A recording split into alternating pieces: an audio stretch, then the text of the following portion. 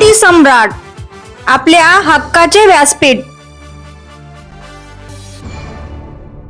ताज्या बातम्या, मनोरंजन आणि व्हायरल बातम्यांसाठी क्रांती सम्राट न्यूज चॅनल आजच सबस्क्राईब करा. मला वाटतं मी सांगू इच्छितो तुम्हाला की पहिला उमेदवार असेल किंवा माझी पत्नी की जी आम्हाला ज्यावेळी समजलं की बाबा आपला काही मतांनी पराभव झालाय, आम्ही कुठल्याही मीडियाला स्टेटमेंट न देता गाडीत बसून घरी आलो. प्रत्येक जो हरतो उमेदवार तो बाईट देतो, बोलतो. आम्ही कोणाशीही बोललो नाही. डायरेक्ट घरी आलो. त्याची मुलं, हा जो त्यांचा आरोप आहे की मी सांगितलं का पेट्या बदलवल्या, तर मला वाटतं त्यांच्या मनातच कुठे शंका-बिंका आहे किंवा तेच अगोदर आवाजला बसले होते त्यासाठी बसले होते की काय? तो प्रश्न त्यांनाच विचारायला बरं असेल. कारण मी बोललो नाही, पण त्यांच्या मनात येतोय. तर मला वाटतं त्यांनीच बदलवलेले असतील अचानक, म्हणून त्यांच्या मनात येतोय की असं आम्हाला मात्र कुठं बोलेल-बिलेल म्हणून अगोदरच त्यांनी स्टेटमेंट दिली असेल. बाकी आम्ही कुठली स्टेटमेंट त्यावेळेला दिलेली नव्हती. की मी कुठल्याही मीडियासमोर ही स्टेटमेंट दिलेली नाही. आणि निवडणूक आयोगाबद्दलची एक खंत मात्र आम्हाला 100% आहे मला. कारण मी 2 वेळेला आमदारकीचं इलेक्शन असेल, जिल्हा परिषद इलेक्शन असेल, मी स्वतः प्रतिनिधी म्हणून काम केलेलं आहे. माझ्याकडं प्रतिनिधीचं कार्ड होता. जो कार्ड वोटिंग जोपर्यंत मोजणी होती तोपर्यंत व्हॅलिड होता. आणि मला आजपर्यंत कधी असं आढळण्यात आलं नव्हतं की लिस्टमध्ये नाव नाही तुमचं वगैरे समथिंग. आणि माझ्या साहींनी जे कार्ड तयार झाले, त्या 24 कार्ड धारकांना आतमध्ये घेण्यात आले आणि इलेक्शनमध्ये उभ्या असणाऱ्या माझ्या पत्नीसह सुनंदा म्हात्रे यांचा मी प्रतिनिधी आणि त्याचा कार्ड असतानाही मला पोलीस प्रशासन आणि निवडणूक आयोगाच्या त्या अधिकाऱ्यांनी आतमध्ये काउंटिंगला घेतला नाही. याबद्दल खंत मात्र 100% आहे.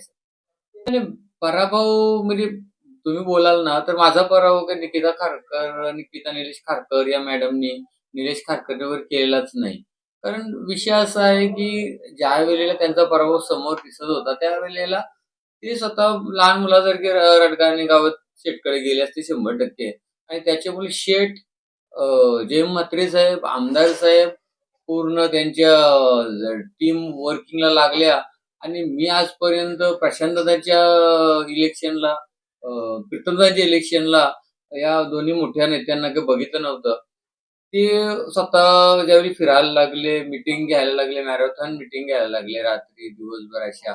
आणि शेठही बोलले, की बाबा आता जी लढाई आहे, ती निलेशची नाही आहे किंवा दुसऱ्या कोणाची नाही, तर अमर मात्र विरुद्ध रामशेठ ठाकूर अशी लढाई झालेली आहे. अशी ज्यावेळी आम्हाला गोष्ट कळाली, मीटिंगमध्ये अशी जी गोष्ट झाली, इमोशनली त्यांची हाक होती साहेबांची, रामशेठ ठाकूर साहेबांची. तर त्याच वेळी त्यांनीच त्यांना समजलं होतं, की निलेश खारकर लढाईची काबिलच नाहीये. म्हणून त्यांनी स्वतःहून मैदानात उतरले. नाहीतर मला सांगा ना, माजी खासदार रामशेठ ठाकूर साहेब, नगराध्यक्ष जयंत म्हात्रे साहेब, आमदार साहेब आणि कमळ चिन्ह या 2 गोष्टी आमच्याकडे नव्हत्या, त्याच्याकडे होत्या. या 2 गोष्टी जर बाजूला केल्या असत्या, तर त्याचा पराभव किती मतांनी केला असता ना, तो त्यालाही माहीत आहे आणि वरिष्ठांना माहिती आहे. म्हणून वरिष्ठांना इलेक्शनमध्ये आमच्या विरुद्ध उतरावे लागले. ॲक्चुअली कसं आहे, आता या मतदारसंघाचा अभ्यास केला तर आजपर्यंत मला वाटतंय जेवढ्या जिल्हा परिषद झाल्या इलेक्शन, त्याच्यामध्ये एक विजयाचा गुलाल पडावा ही लोकनेते रामशेठ ठाकूर साहेबांची इच्छा होती. आणि त्या इच्छेपोटी आणि नाकर्ता उमेदवार दिले गेल्याची खंतही तेवढीच मनात होती. आणि हा उमेदवार अमर म्हात्रे किंवा सुनंदा अमर म्हात्रे यांना हरवूच शकत नाही, ही त्यांच्या मनातली विश्वास होता. आणि त्यामुळं माजी खासदार साहेबांना उतरावं लागलं, माजी नगराध्यक्ष साहेबांना उतरावं लागलं, आमदार साहेबांना उतरावं लागलं आणि पूर्ण टीम उतरून आमचा पराभव केला. आम्ही सांगतो ना, का आम्ही उमेदवाराशी हरलोच नाही. आम्ही हरलो चिन्हावर, आम्ही हरलो माजी खासदार साहेबांबरोबर, आम्ही हरलो माजी नगराध्यक्ष साहेबांबरोबर, आम्ही हरलो आमदार साहेबांबरोबर. आम्ही उमेदवारांच्या बरोबर हरलोच नाही. कारण मी आता त्यांना मी सांगतो, जर त्यांना वाटत असेल की त्यांनी आम्हाला पराभूत केलंय, कोणी सौ निकिता निलेश खारकर मॅडम जर आम्हाला पराभव केलंय, तर निलेश खारकर यांना माझं ओपन चॅलेंज आहे.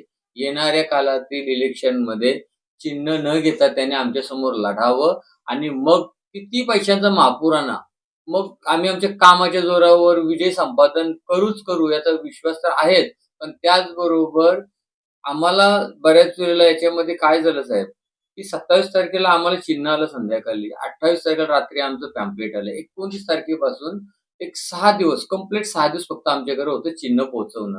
25,000 आज मतदार सोसायटीमधले होते. 35% मला तिथं नुकसान झालं. 35% मागावतो आम्ही सोसायटीमध्ये. त्याचं कारण फक्त चिन्ह होतं आणि बाकी जे काही गावागावामधले जो मतदान थोडाफार कमी झाला आम्हाला, तर सर्व गावांनी उत्स्फूर्त प्रतिसाद दिला.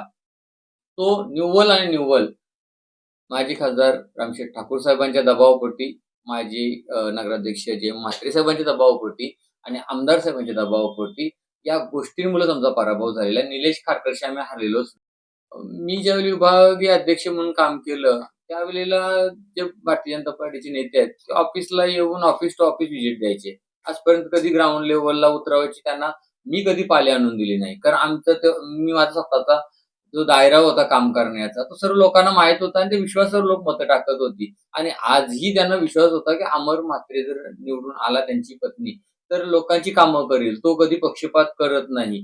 पण तुम्हाला पुन्हा सांगतो, की या इलेक्शनमध्ये पराभव फक्त आणि फक्त लोकनेते रामशेठ ठाकूर साहेब, माजी नगराध्यक्ष जयंत म्हात्रे साहेब, आमदार साहेब आणि कमल हा चिन्ह या 2 गोष्टींमुळे आमचा पराभव झालेला आहे. निलेश खारकर बरोबर आमचा पराभव झालेला नाही आणि आम्ही त्यांना आता पुन्हा सांगतो, ओपन चॅलेंज देतो. येणाऱ्या काळातील इलेक्शनमध्ये त्यांनी या 2 गोष्टी बाजूला ठेवून इलेक्शनमध्ये उभे राहा. आता तर त्यांची मिसेस जिल्हा परिषद सदस्य आहे.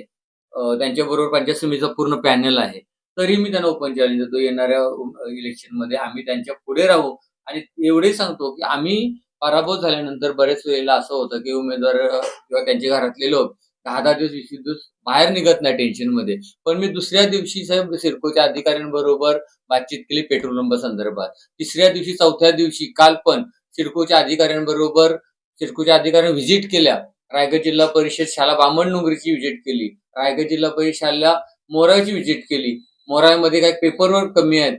या संदर्भात आम्ही प्राध्यापक आणि टीचर बरोबर बातचीत केली. बामणडोंगरीचे पेपर तयार झाले आहेत सर्व. ते टेंडर कसं काढता येईल लवकर, मुलांची सुविधा कशा होईल आणि डिजिटल कशी शाळा करण्यात येतील, यासाठी आमचा प्रयत्न चालू आहे. त्याच्यामुळे मी कुठे थांबलेलो नाहीये. पराभव हा क्षणिक असतो. ते टेन्शन घेणारं आम्ही नाही आहोत. कारण आम्ही काय आमचा संसार विकून इलेक्शन लढलेलो नाही आहेत. आम्ही पात्रांच्या घरात आहोत, आजही आहोत आणि लास्टपर्यंत राहिलो तरी आम्हाला फरक नाही पडत. आम्हाला काही फ्लॅट विकायची गरज नाही पडली आणि पडणारही नाही.